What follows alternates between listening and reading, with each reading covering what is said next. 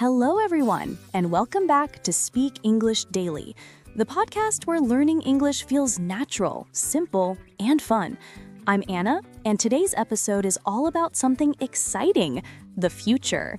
We'll teach you how to use future tense in English to talk about your plans, goals, and dreams. Hey everyone, I'm David, and this episode is perfect for you if you've ever wanted to say what you're going to do, will do, or hope to do, but you're not sure which tense to use.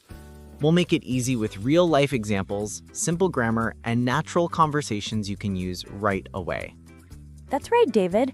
English has a few different ways to talk about the future, like will, going to, and even using the present continuous for future plans. But don't worry, by the end of this episode, you'll know exactly when and how to use each one. Let's start with something simple. When we talk about plans that we've already decided on, we usually use going to. For example, I'm going to visit my grandparents next week. We're going to start a new English course. It means the plan is already made. Exactly. And we use will when we're making a decision at the moment of speaking or talking about a future prediction. For example, I'll help you with your homework. You just decided now. Or it'll rain tomorrow. That's a prediction about the future. And here's another one. The present continuous can also talk about the future, especially for arranged plans. Like, I'm meeting my friend tonight. We're flying to Paris on Monday. It sounds very natural and common in spoken English. Speaking Conversation 1. Talking about weekend plans. So, David, what are you doing this weekend? I'm going to visit my cousins. We're having a small barbecue at their place. Oh, nice. I think I'll stay home and relax. Maybe I'll watch a movie or read a book. Sounds great. Which movie are you going to watch? I'm not sure yet. Maybe something funny. So here, notice the difference. I'm going to visit my cousins. That's a plan. I think I'll stay home. That's a decision made now. It's a simple but very natural mix of going to and will. Exactly. That's how real English sounds. We combine different future forms depending on the situation. Speaking Conversation 2. Talking about dreams and goals. David, where do you see yourself in 5 years? I think I'll be teaching English around the world. Maybe I'll start my own online school. Wow, that's amazing. I'm going to write a book one day, maybe about English learning and motivation. That's perfect for you. You're great at explaining things. Thanks. What about travel? Are you going to visit any new countries soon? Definitely. I'm going to Japan next year. It's been my dream for so long. So see how we use future tenses to talk about dreams and life goals. I'll be teaching English. That's a prediction about your future.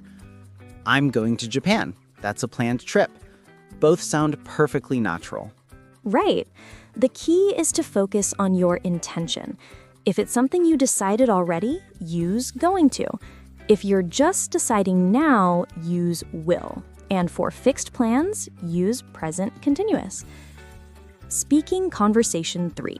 Making promises and predictions. I'll call you tomorrow to check in on the project. Great. Don't worry, I'll finish my part tonight. Awesome. I'm sure you'll do a great job. Thanks. Oh, and I think people will really enjoy our next episode. Perfect.